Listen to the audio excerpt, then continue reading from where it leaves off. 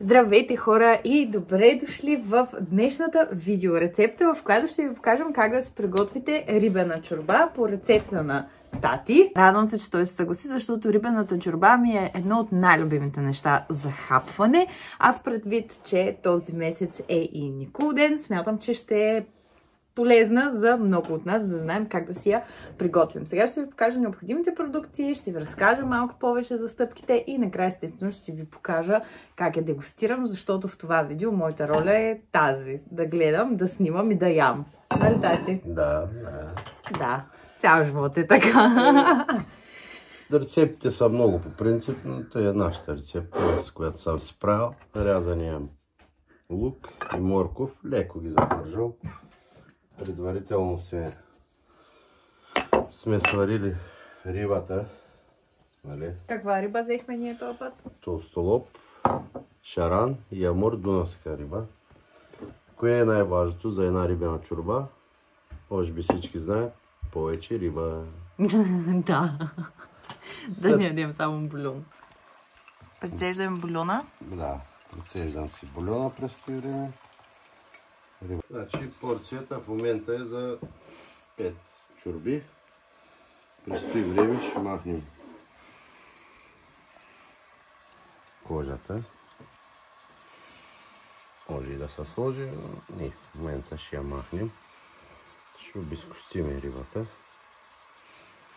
По-големи парчета. Хубаво изглежда тая рибка. Да, на по-големи парчета, защото тя ще се разпадне иначе. Да си е филе такова.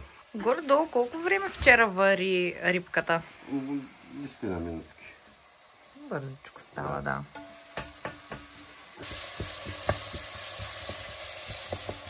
Това е гивисилчето. Прясно от градината. Прясно от градината. И корените на магданоза. Верно ли? Да, корените. Ух, че хубаво. Хубаво уха, много обичам лук. Дръжките и да си ври. Е така. Аз ще ги отделя. Добре.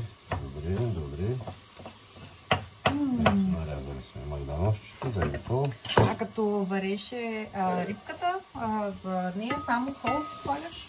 Само сол, един запинат лист съм сложил. Малко черен пепер, бахар може, както искаш. Така, наливаме бульончето и това нещо, което аз правя за плътност на супата, понеже ние правим с застройка, съм направил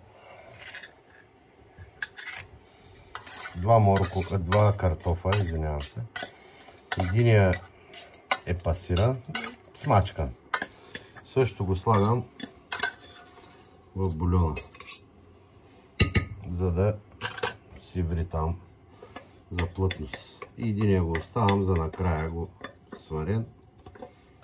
Го оставам да остане на парчета. Да. Но предварително сме ги сварили двата Да. картофа. Единия, както тати показа, на мачка, а другия сме го нарязали така на малки. То си ври и колкото по-ври, по-плътна става супата. Понеже казахме, че правим за 4-5 чорби, ориентировачно бульона сега, който изсипа, който всъщност е водата, в която сварихме рибата. Колко беше като количество? Зависи от тенджерката и колко е рибата. Рибата беше около половин килограм. Килограм риба? Половин килограм риба, около 2 литра и бульона. Да. И за 4-5 чорби достатъчно. По 350-400 грама чорба става. Добавяме и дафинов лист и черен пипер, 5 вида на зърна. Да си ври. А дафиновия лист после като е готова супата, махаш ли го? Не. Маха, не може да не го слагаш в Мамо, и те хващам тук. Аз ако съм ръдна, мама плете, так му ми прави на мен една блуза. Идилията е пълна вкъщи. След като заври, всичко ни е готово, месото е готово.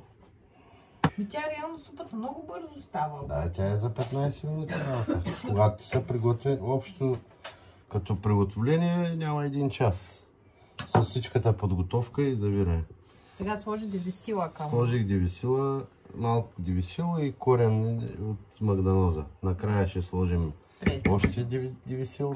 Трябва да сумираме. Слагате си рибата да си я сварите с сол, черен пипер и дафинов лист, което ще е около 10 на минутки да се свари и да ви е готова. Ние си го направихме от предната вечер, защото готвиме след като тя се е върнала от работа и за да може да ни е максимално лесно и вие може да се улесните по този начин. Слагате си я после сварена в хладилника. Днеска изкарахме рибката, той самия бульон се желира и след това го слагаме на котлона само да се отпусне.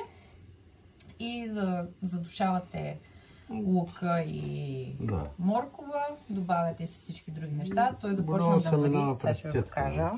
В момента няма сол, няма нищо, нарочно слагаме след като заври. Може да се сложи сол, може да се сложи, аз слагам и зеленчукова. Пикантина. Да. Бульона от рибата се предсежда преди да го сложим тук. През цетката го минавате.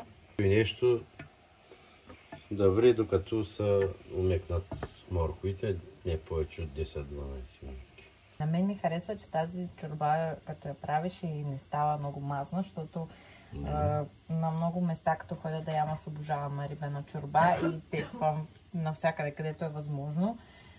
На много места я давят в олио и то просто освен мазнина, нищо друго не усещаш от рибената чорба. Бомба. И на сол, на всичко е 6. Докато чакаме да стане рибената чорба, ние сега няма да имаме възможност да направим видеозапис на тази рецепта, но можеш ли да ни разкажеш стъпките за пълнения шаран, който ти правиш по принцип?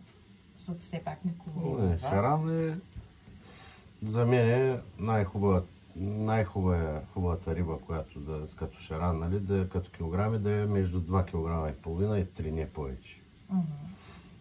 Примерно аз го правя с гъби, ориз, булгур, стафиди и орехи. И вече подправки пак лющяни трябва да има, черно пеперче. Нали, той нещо се сготвя предварително. Напълно ли го сготвяш или само го задушаваш? Напълно се сготвя. Да кажем една идея по-назад, ама почти изготвено. Защото рибата по принцип става много бързо във фурната и той, което се задуши отвътре се остава сготвено, просто само се леко надува. Затова е хубаво шарана, като се заши, да си пълен. Колкото и да се надуи, ще остава. И вече трябва да се види като се прави. Ориз, булгур, стафиди. Ориз, булгур 1 към 1, гъби, зависи за това нещо, като грамаж. Мога да го кажа. Една чаша ориз, една булгур, достатъчно. Може да остане 200 грама гъби, едно пакетче около 80 грама лето стафиди. Те се понадуват после малко и орехи смлени на едро. И вече с девисил, магданоз, лук, малко, нали, морковче, половинка мол са нарежето и нещо се сготвя на тиган. Пълни са. Все едно пълниш една сарма. Голяма сарма ще да е. Или един пипер пълни. Да. Ето 5 минутки. Ще се видим след 5 минути. Това са дръжките на девисил от градината, който мама и тати са си замразили. Лющян девисил, да, по който край, както си го казва. Слагаме и такова. Така, морковчето е сварено. Всичко е готово. Всичко е готово. Слагаме рибката.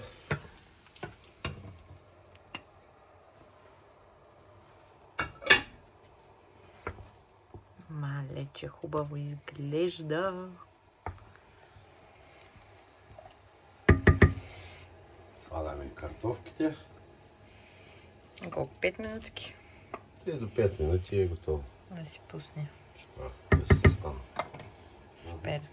Ето ги последните пресни подправки, които ще добавим накрая, сега като е готова супата.